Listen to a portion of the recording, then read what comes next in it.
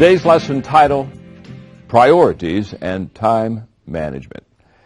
In my book, The 21 Irrefutable Laws of Leadership, I talk about the law of priorities, which basically says that activity is not necessarily accomplishment.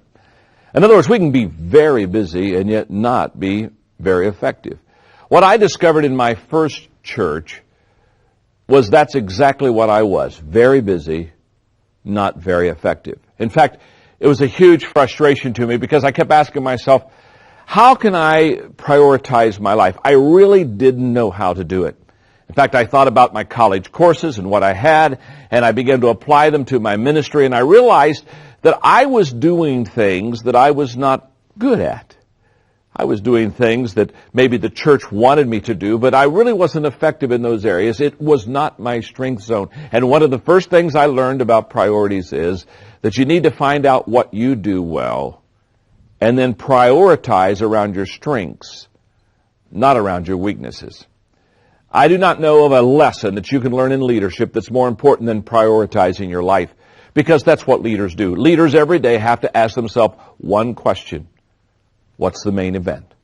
Of all the people I'm going to see, of all the things I'm going to do, of all the responsibilities that are on my shoulders, what's the main event? What's the one thing that I want to do today that if I do it well, my day will run well? That's priority management. Many times people ask me in speaking at conferences if I will speak on the subject of time management. I always tell them the same thing. No, I really won't do that. Because you see, you or I cannot manage time. Time goes on. Nobody in the history of the humankind has ever managed time. I can promise you it isn't going to wait for you or wait for me. It marches on. But we can manage our priorities. And if I manage my priorities well, then my day runs well. So this book and this lesson on priority management is going to be very key, because you're going to find that as leaders, once you understand how to prioritize your life, your day runs very effective. My friend Tom Adama is going to teach this lesson. As a leader, as a businessman, as a member of our equipped team, Tom understands priorities and time management extremely well. As you listen to him teach this lesson, it's my prayer and hope that you're going to get your hands around your strength zone and your time management and your priorities so that when you have your next day, it will count for the glory of God. And at the end of that day, you'll lay your head on the pillow and say, this has been a good day because I prioritized it correctly. Enjoy the lesson by my friend, Tom Adama. I'm excited to be bringing you this lesson on priorities and decision making. This is one of the most exciting lessons that we'll be able to share with you in the next couple of lessons. Right now, it's extremely important for you and I as believers in Jesus Christ to know the assignment that God has given to us. And as we get to know that assignment that Jesus Christ has given to each and every one of us, we have to be sure that we have the right priorities and make the right decisions so we can fulfill that assignment that God has given to us. Every day you and I have to make choices. And those choices need to be based on the priorities that God has given to each and every one of us. If you remember that Jesus himself scolded the Pharisees for confusing what was and what wasn't important. He told the Pharisees, listen, you're straining at gnats, but you're swallowing a camel. You're all confused. You've got this thing backwards. What ought to be a priority in your life isn't, and what you think is a priority in your life really isn't either. You've got this backwards. So Jesus taught the Pharisees in Matthew chapter 23, and he teaches you and me the same thing today, is that you need to keep the main thing, and keep the priority. Now, how do you do that? Well, as spiritual leaders, we know that Jesus died for us, and that our ultimate mission is the Great Commission. We know in order for us to fulfill our individual God-given assignment, we have to be able to live life in balance each and every day. And that's not easy to do. We have to balance home, our relationship with God, and our ministry. We need to make the right decisions. What are the right priorities in our individual life? How do we make the right priorities? For the majority of you, you need help in this area, as I needed help as I was growing up. Well, I want to give you 10 things.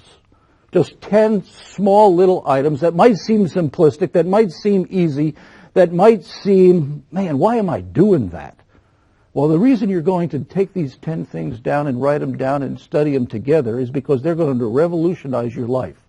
They're going to free you up to be all that God created you to be, and for you to be able to fulfill your assignment on time that God has given to you. Number one, make a to-do list. Make a to-do list. I know that many of you right now are saying, Tom, wait a minute, hold on. Make a to-do list. If I've got it to do, I'm going to do it. I don't need to spend the time to write it down. What benefit is there in that? Well, there's a lot of benefit in writing it down because it will help you see what you're doing each and every day. And then, as we'll teach a little bit later on in this lesson, how you take those and make them the top priority in your life. But you've got to write down what you're doing. Make a to-do list. List the things God wants you to do today and that you feel you need to do today. Now, there's others of you that are in the small group that are saying to yourself, but wait a minute, Tom. Everything that comes into my life is vital. Everything's a priority. And I would say to that, no, it's not. And we'll talk about that in a few minutes as well. But everything that comes into your life is not vital. We're talking about here making a to-do list. Just write the things down on that sheet of paper, what you have to do. And number two, set your priorities. Here we go. How do I set my priorities? Off of my to-do list, what is there on that to-do list that's really a priority, top priority? What's on my list that, well, really isn't a priority? How do I decide? Well, let me give you 3 basic questions you can ask yourself to help decide what is the top priority. Number 1, what is required of me? What has God required of me? What does God want me to do? What has He gifted me to do? What is my purpose in life? What fills into that purpose in life? That becomes a top priority for us. Number 2, what gives me the greatest return for the time I invest in it? Look at that priority list. What items are on there that give you a great return on the time spent on that particular item? That's a top priority in your life. And number 3, what gives you the greatest reward? What gives you the greatest satisfaction? What makes you just go inside and go, yeah, I did it? That's a top priority in your life. And all those other items become sub-priorities of that. What's the most important item? Put that on top of your priority list. Now let me warn you, number 3 on that. You want to do things with excellence, but number 3, you want to avoid perfectionism. Perfectionism is the extreme of excellence. God's perfect, we're not. So if all you do in life is want to become a perfectionist, you'll really never accomplish a whole lot, but you're really not doing what God's called you to do either. He wants you to do things with excellence, doing the right things at the right time to the best of your ability. That's excellence. Number 4 is huge. This is probably the biggest one of all 10 because it says question everything. And when I say question everything, that's exactly what I mean. Question everything. Every year, in June and January, I take about 2 or 3 days off and I just look at everything I'm doing. I do this alone at first and then my wife and I do it together. But I look at everything. Now when I say everything, I really mean everything. How much time am I spending with God? How much time am I spending with my wife? With my family? With my grandkids? In ministry? Do I have the right things? Am I doing the right things in ministry that help me accomplish my God-given assignment? See, what happens in life is, as we go through our daily busyness of life, habits are formed that really shouldn't be a priority. We end up doing things based on some emotional response at the moment, and we say, yes, we'll do that, but it's really not a priority in our life. And unless we set specific times throughout the year, or maybe for you it's throughout a week or a month, whatever system God gives you, you need to learn how to question everything. Now, I will be honest with you and tell you that that's a lot harder to do than it sounds. Because you need to write down everything you're doing. What takes up your 24-hour day? What takes up 7 days of your week? What is in the big picture of a year? Is it a balanced life? God's called us to be balanced people. And if we're ever going to fulfill the assignment God's given to us, we need to be balanced. And the only way we can do that is to make sure we question everything. That keeps our priorities a priority and allows us to make the proper decisions. So take the time to question everything. Number 5 is unique in and of itself because I've written in my notes, welcome tension. Welcome tension. You know, the world tells us all around today that stress is bad. Well, let me tell you something. I don't believe that. I think some stress is very good for us. I think some stress moves us towards our goal faster than we would ever move by ourselves. I think some stress in our life can improve my focus. It will help me focus better on what God's called me to do. Without that stress, you kind of become a little lazy and lackadaisical. You kind of slide off the mark. Now, too much stress can paralyze you as well. So there's a balance in all of this.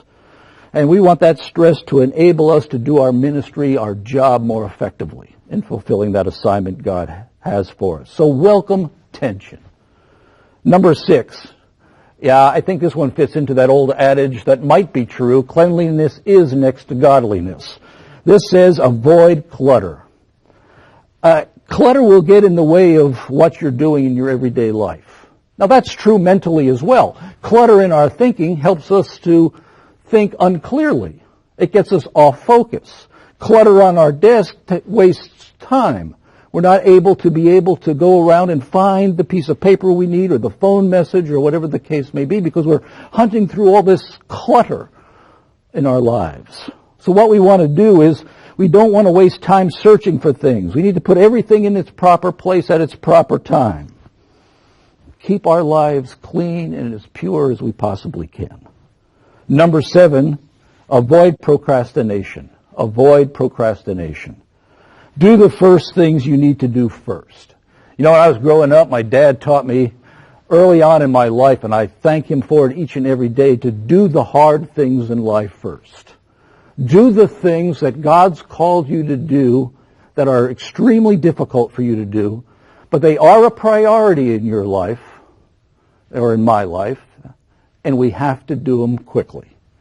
For instance, if you have the unpleasant situation and nobody likes to talk to an employee about something that needs to be straightened out in the workplace or in their attitude, those are tough things to do, and they don't come easy, I don't think, to any of us. But if you keep putting that decision off, it's only going to get worse. It's only going to make things worse. Things aren't going to come out right. Why not just, as soon as God says that's the decision to make, you make that decision, why not go do it? That's what I've learned to do, and it makes life a whole lot easier. Now, there has to be a little bit of timing in that, but don't put things off. Do the first things first. Do the easy things and the fun things later on. Avoid procrastination. And number 8, this one is really tough for me to do personally. Control interruptions and distractions. In my workplace and wherever I've been in ministry, I've always had an open door policy, which means that people can come in and out whenever they want, and I enjoy that. They can interrupt. They can talk about family issues, ministry issues, anything that they want to talk about. The problem with that is sometimes I'm sitting there and I've just gotten a great thought, one of those God moment thoughts, and all of a sudden somebody walks into the door and I lose it, never to get that exact wording back again. So I've had to learn that once in a while I've got to close the door, I've got to get away, I've got to do whatever I need to do to control my interruptions and distractions throughout the day so that I might be able to do the priorities that God has given me to do. It's a hard thing for us to do who are in ministry, that are people. We love to be around people. We want to be around people. And this is not going to be easy for every one of us to do. It doesn't come normally. Number 9, staff to your weakness. Know your strengths. As a leader, we need to employ staff and volunteers who are gifted in the areas of our weakness that work around us and complement us. Staff to your weakness. This is the beauty of the body of Christ. Why steal from somebody else their stewardship blessing? Let them in on the action as well. And number 10, use a calendar. Organize your day, organize your week, organize your month, And for me, I do a yearly calendar because that's the only way I'll block out vacation time, family time. Use a calendar. You'll say, well, I can remember it, Tom. I learned from experience, no, you can't. Things come up in the everyday busyness of life, and the priority doesn't become a priority anymore. So here's 3 questions to ask of yourself as we close our time together. Number 1, what is required of me? Simply ask, what must I do? What is my God-given assignment, and what must I do to fulfill that assignment? Number 2, what gives me the greatest return? What gives me the greatest results? That's what you should spend your time on, put your strength into. And number 3, what gives me the greatest reward? What is that in my life when I've completed it? I go, wow, thank you, Lord, for allowing me to be part of this process and this event. Finally, as you sort through personal priorities that God has given to you, you've made your list, you've put it all together, you know what your priority is. Look for the area of personal fulfillment. You know, God provides deep satisfaction when you do what He has gifted and called you to do. There's nothing greater in life, there's no greater satisfaction in life to know you've done the deal God's called you to do. You've set the priorities, you've done the priority, you've made the right decision. Nothing is easier than neglecting those things. Nothing is more rewarding than fulfilling those things. And as you draw closer to your God-given mission, you will experience a deeper fulfillment when you find your purpose in life, and then your priority fits that purpose, and you live life on priority, which leads to living a life on purpose.